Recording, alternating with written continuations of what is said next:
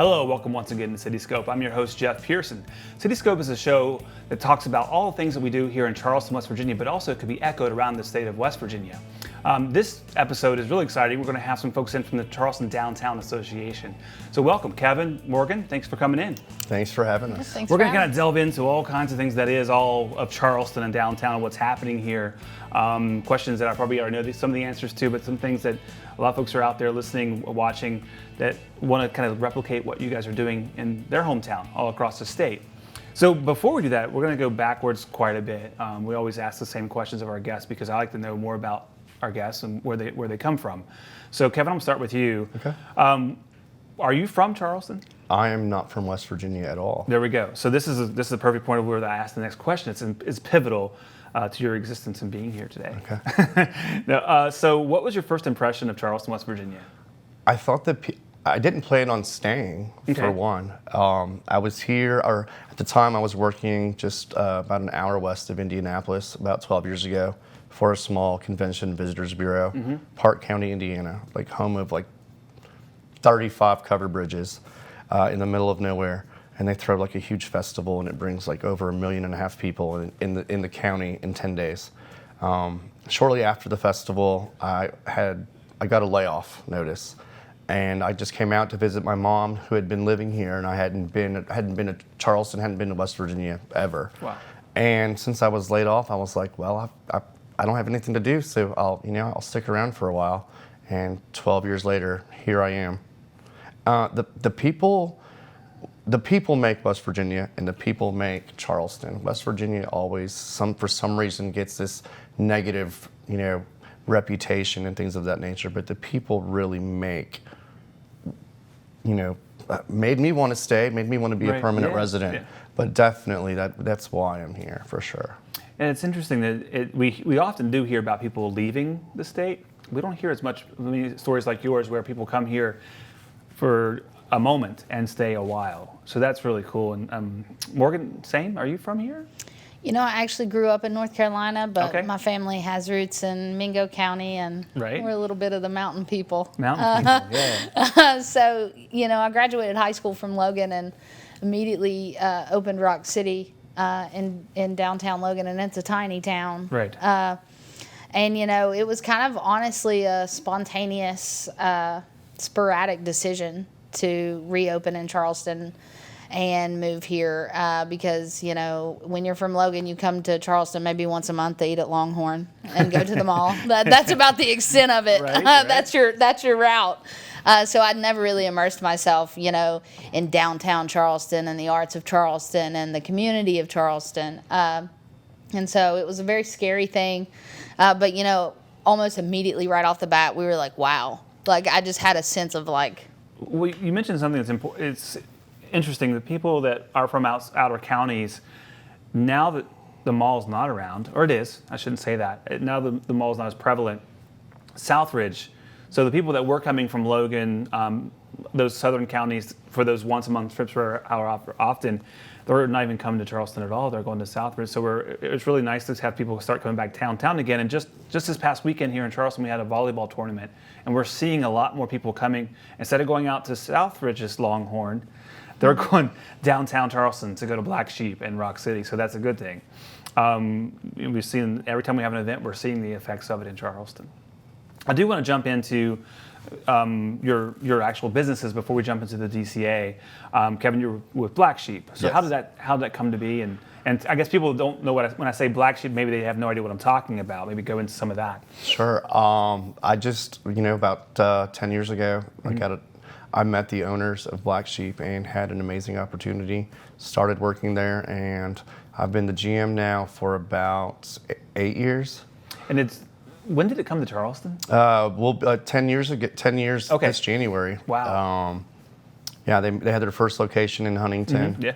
And then they opened up the Charleston location about a year after what used to be Charleston Brewing Company opened up in town. And the owners, the Savills, thank goodness the Savills created the brewery in Charleston. I mean, look what's happening now with the brewer, like the brewery business in downtown Charleston is incredible. And almost for people who are watching, we're talking about the Savills, particularly Ann Saville, who a lot of people know Taylor Books. Sure. And she's since sold that to Dan Carlisle. But for a long time, I'm from Charleston, in the 90s, there wasn't much on Capitol Street until Taylor Books came to town. And when she opened Taylor Books, it kind of renaissance downtown for a lot of things, but Sure. and for brewery Sure. as well. Yeah, And she brought the brewery. She approached us to see if we would be interested in taking over operations, and we thought it was a great fit, and we opened up shortly after the water crisis. But it's been great ever since. We changed. When we first opened, we were operating as two entities. Charleston Brewing Company at the brewery, Black Sheep was just the restaurant, and then over time we just decided it'd be best for our business model to just purchase the brewery itself. So now it's known as Bad Shepherd Beer Company, and then we have Black Sheep, of course. Yeah. And like you said, we're seeing a lot of breweries popping up around downtown, and they've all been very successful, and we're seeing a great development across the way. So we'll continue to talk about. I want to save our downtown discussions, but I do want to talk about Rock City. It's a phenomenon, right? So It's something. yeah, everybody knows Rock City.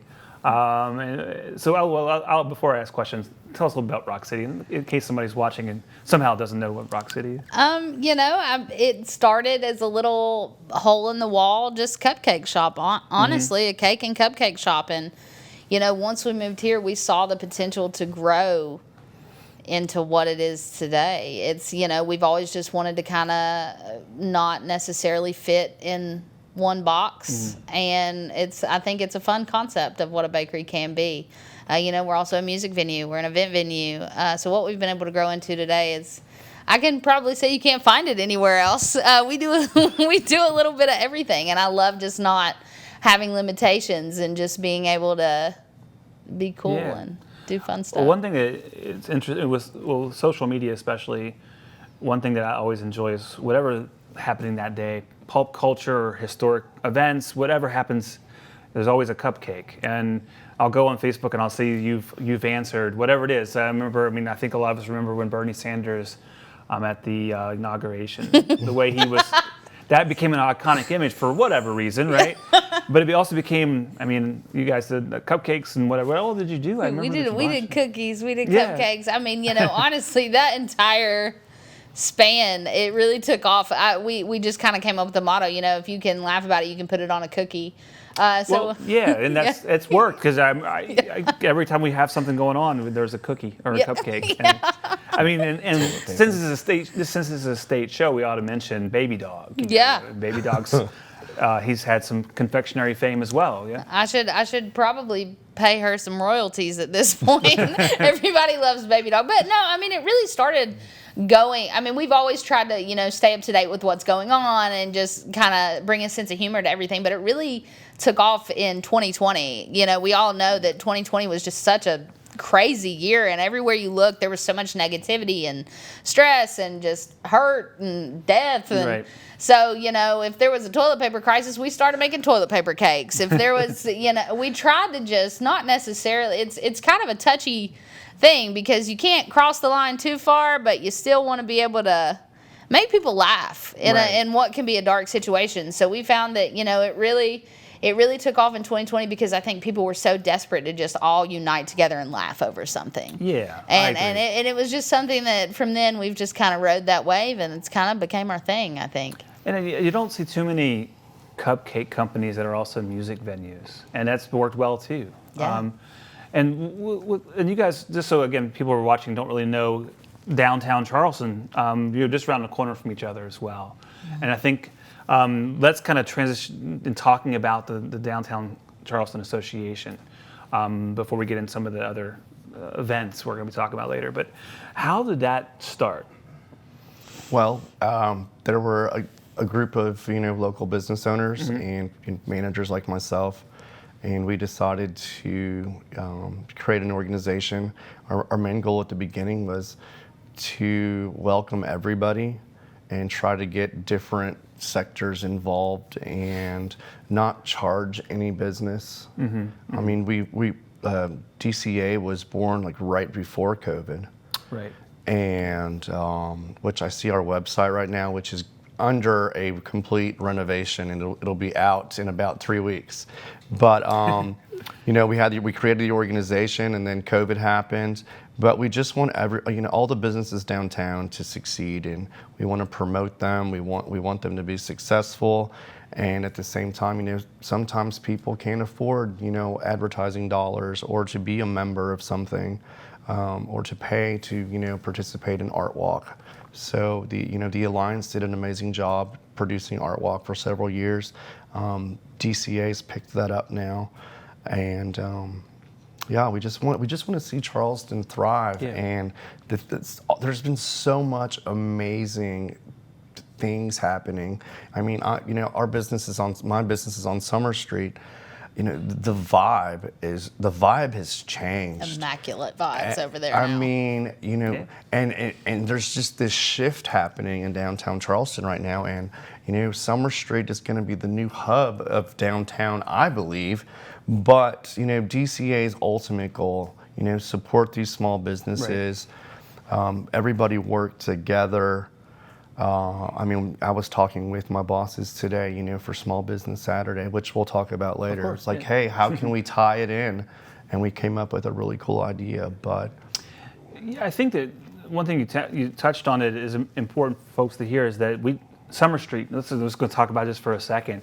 You know, Summer Street even 5 years ago, it wasn't as active as it is now. But to use the word even active doesn't describe the energy that's happening on Summer Street. And that's a result of the local business owners and the city working together to create a common goal. And obviously, City Center at Slack Plaza has been a big part of that. And that's what everybody used to know as Slack Plaza. It was used, but it wasn't used by a lot of people. And because we made it open as a green space, and of course, I always have to plug public art. That has really created a synergy that we didn't even expect to be. So I mean, it's been incredible, and what the DCA and folks have done working together. I think the most important thing is people coming together. There's the mayor now. The mayor, and props to Mayor Goodwin and her administration for making City Center at Slack Plaza happen. I mean, it's going to do huge things. I mean, it already has done huge things for the city. All of the events, all of the kids in the little splash fountains, and like different events. I mean, there was something happening almost every day down there. And when you're coming down to City Center, you're eating at Adelphia, or you're eating at Pies and Pints, or you're eating at Hale House, or DT Prime, or you know, Bar 101, Ichiban, Black Sheep. There's so many options downtown. And there's a lot of folks that don't make it downtown as often, and we're seeing more and more of the people making that time to come downtown, get a bite to eat, do something, see live music. I mean, there's live music, especially in the winter or summer months. There's so many options for live music. Now we're starting to see some of that shift indoors. I was driving by the 5th Street Brewery just yesterday, and they had music on a Monday night. You know, that's incredible. To see what was an empty storefront now be a thriving business and a hub. There's some of our folks there from our city. Last year. Yeah, I think they loved us that day. I think it's actually, we could probably go ahead and start talking about some of those things. The Downtown Associations has a lot of things that you've been doing, bringing people to the table. But one of the things I think most memorable things that you've accomplished, and this is me speaking, you may disagree, but I think the Holly Jolly Brawley was really impactful last year. And it, probably not today, probably is not as fun today because it's rainy and gloomy and you have to go out there and work on it. But Holly Jolly Brawley, tell us about it, Kevin. I mean, Morgan helped create the original vision. You know, we'll go back to 2020, COVID, you know, dark, depressing. Everybody was shut in. And there were a group of people that, you know, got together and they're like, we should put some trees in you know, what was then Slack Plaza. And I think they had like 25 trees, and she texts me and tells me what I'm gonna do, like always. You're doing a tree. I'm like, Kevin, okay. you're gonna decorate a tree. You're gonna decorate a tree. Okay, great. And that was the first year. And, it was nice that, just, a small thing, something for people to do. We made sure the trees were, socially distanced, and people enjoyed it. And then, we got the crazy idea, let's do it again this year, but let's do 50 trees. And, we did. And, again, bringing more people to the table. Brian Cooper, amazing person. If it wasn't for Brian. I feel like it should honestly be called like Brian Cooper Brawley at this point Yes. because he pulls so much Cooper's weight in Christmas this. celebration. Yeah, Yes. I mean, you cannot. He's never at these interviews, and he is truly just behind the scenes busting it out. And that's a good point. I remember when I remember standing right there at 5th Street and right there at Slack, and it was 3 of us, and maybe Brian came on a little bit later than that. We said, what can we do? What can we do? And you took off with it. And Brian was a big part of that. And the organization out of the Greater Kanawha Valley Foundation, the Creative Connectors, has done some really interesting things with artists. And so we'll have him on to have his own we'll have a whole other show. Yeah. Yeah, those pictures look amazing. So so we're looking we'll go call to the photo here. This is kind of what we're saying, holly jolly brawly. This is really truly what we're seeing during the day. Now at night it was a whole different scene. So tell me about those lights. How did all that happen? Morgan and I, last year, Morgan and I, we were driving down the wrong way on Lee Street in a lift. They put us loose in the scissor lift. Put us loose in the scissor lift. It was great. We did a lot of it last year, and we pulled it off. And we found ourselves, Thanksgiving night, it was sleeting, and it was. And we're out there at 2 o'clock in the morning, building a gingerbread house, fixing the trees that blew over in the wind. So last year it was truly just a group of 4 or 5 people in the middle of the night making it happen. And it was, and I think I've actually used this word on this show talking about this event. I forget what the context was, but I think one of the things that people were saying, the word magical. And it truly was, and I don't use that word very often in everyday life, but it was when you went down there. I remember the first night we all went down there for the cutting. I think there's a photo of the ribbon cutting, and it was like I was in all of it myself. It's like a Hallmark movie. It really was, and we had people for nights and nights and nights afterwards going down. We had families taking their Christmas photos. There's my daughter. She always happens to get in a photo somehow, some way. There's a photo of her downtown the first night we went down, and just the synergy that's happening downtown Charleston because of this event. And of course, this year it's November 25th and 26th. 2 days. It's a big kickoff. So this year it's not going to be 18 degrees. Right. We're manifesting 60-degree weather. Good stuff. I like that. Yeah. So this year, 103 trees. You haven't gotten that update. It's 103 trees. The 3 since last. We're going up at least 50 trees a year. Yeah. That's what we've decided. Last year was 50.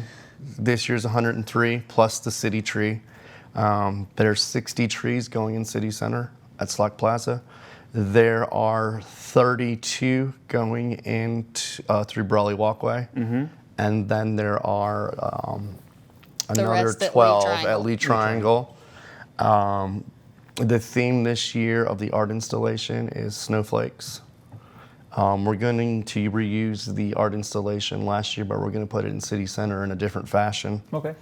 But one of the bigger things, and thanks to our sponsor, the Beverage Market, we've got this amazing synchronized light show that we're debuting. Yeah, I heard about this. It's exciting. So there's 5 songs. It's about, 15 minutes? It's about 15, 20 minutes, and then it'll reset like every...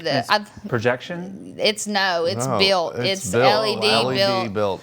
Synchronized light show. Again, shout out to Brian Cooper in the Beverage Market. And Ryan Hurlbutt. Yeah. Thank you, Ryan. Yeah, so it'll play, it's really cool. Locally, Matthew Jackford did a piece that'll be in the Synchronized Light Show. Of course, we're going to have some Christmas classics, and it'll play every evening throughout December 31st. And I think it's going to drive a lot of people down just to watch it. It's something you'd see in a big city that we don't have here, and it's exciting. It's yet one of those things we hear all the time. And when I first started the public art thing 5 years ago, it's been 5 years now, and we were hearing this a lot. People would come up to us and say, this is something you wouldn't see in Charleston, West Virginia. And I felt very motivated by that to think, well, let's make people say that when they're out of Charleston, say that's something you would see in Charleston, West Virginia. And I think we're starting to see that. People are and you use the word big city, and I think when people come to Charleston, and again, 3 years ago, people didn't come to Charleston after dark. And you see people in Slack Plaza, you see people downtown Brawley Walkway, because of the efforts of our organizations, our businesses, this organization in particular. So what is your ultimate goal for Holly Jolly Brawley and what it does for actual downtown businesses? I mean, last year, a lot of retail establishments said it was record sales for their Black Friday. I think every restaurant was on a 4-hour wait. You know, that's what we want. We want records, and we want to set new records every year. And you know, if we get a bunch of people to come out to these events and pump money back into the local economy, then these businesses are going to have more opportunities to make repairs, remodels, expansions. Like, we want Charleston to be at its best. Yeah. It creates like a ripple effect. Not only does it help, economically to the businesses, it like you said, it almost felt magical. So, the bigger this gets every year, and it also allows us to do other things in other parts of the year, it drives people down here. If something we can install like this puts off an energy or vibe, for lack of a better term, to make people want to come down here, then they're going to want to continue coming down here to see what's next, because they like the way it feels. They like the energy it gives off. They have a good experience at the businesses. It's going to cause them to, maybe stroll down Hill Street and, go into Odd Bird or, Stray Dog or somewhere they didn't even know existed. And it's one thing that's interesting to me is, in West Virginia especially, it seems, is word of mouth so powerful. If you're going to bring back, next week you'll bring back your aunt, your cousins, and then they bring their friends, and it's the ripple, like you said. And it's interesting, again, downtown Charleston. I remember that night that we cut the ribbon, you guys cut the ribbon, it was shoulder to shoulder, downtown Charleston. It was like a metal show. Yeah. We were down there. Again, my daughter and I would come down, and it was just, oh my goodness. And then, again, we were just off the heels of COVID. We all wanted to get out of the house, and it was one of the first things probably a lot of people did. Getting out finally, and it was really magical. And so this year's going to be magical. Really magical. Yeah. Well, and you've added, again, like any good event, you just add and add and add and add until you've gone mad. There's vendors this year. Yeah. There's kids things. Thanks to the Goodwill, we're going to have like a 360 photo booth right in the middle of all the lights. So we've added a lot. And Santa Claus will be there 4 to 8 on Black Friday. Okay. Santa will be there. Like she did touch, there's going to be several vendors. The vendors will be on Summer Street and Capitol Street. And one thing that, again, supporting all the businesses downtown.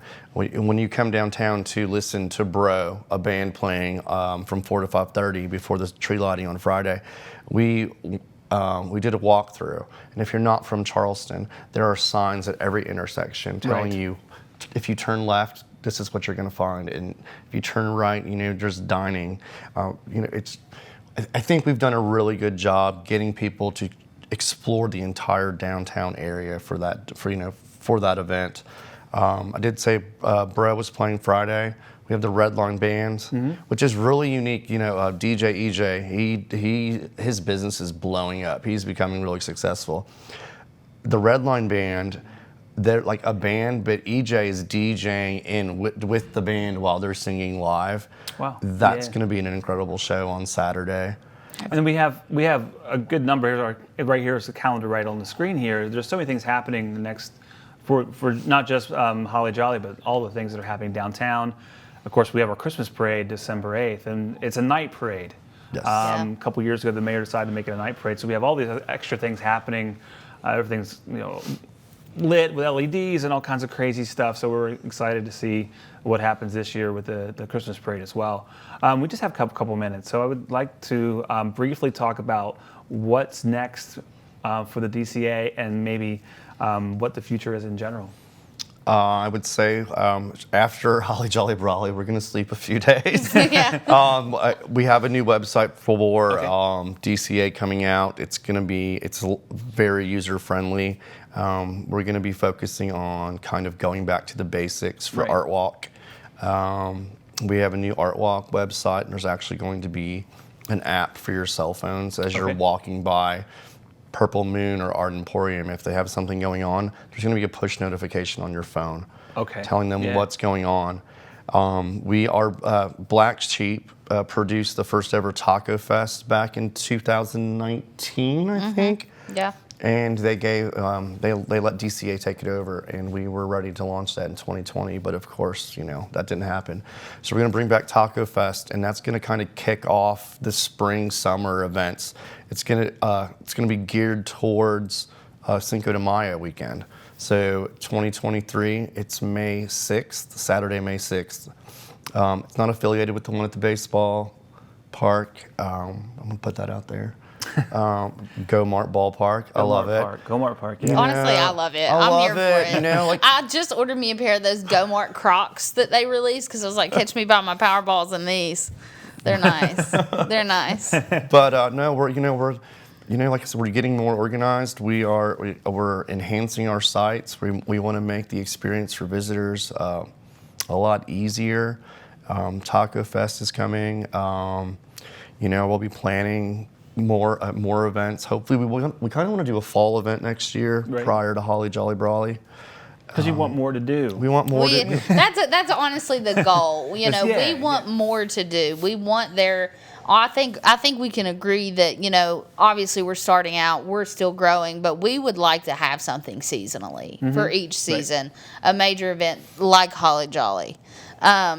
Fall, we've been bouncing back and forth ideas for the fall, and we have quite a few. And I think that once I don't want to speak anything, but once we get the ball rolling on that, I think we'll be able to do a lot. And that is the goal, is to just drive people downtown and support the small businesses, downtown and around, and be a voice for them and help in any way we can. I think you have. I mean, even the short time you've been around, there's been so many positive things that has happened here in Charleston, and we continue to look forward to what's happening next with the association with your businesses and Rock City and Black Sheep and Bad Shepherd. And so really thank you guys for coming in and talking to us about this stuff. And if you're out there wanting more to do for our holidays this year, you're not going to come short here in Charleston, West Virginia. No. Go make sure you check out the schedule. Go to the website, learn more about the association and what all they have to offer for downtown Charleston. As always, really, thank you for joining in. We'll see you next time on Cityscope.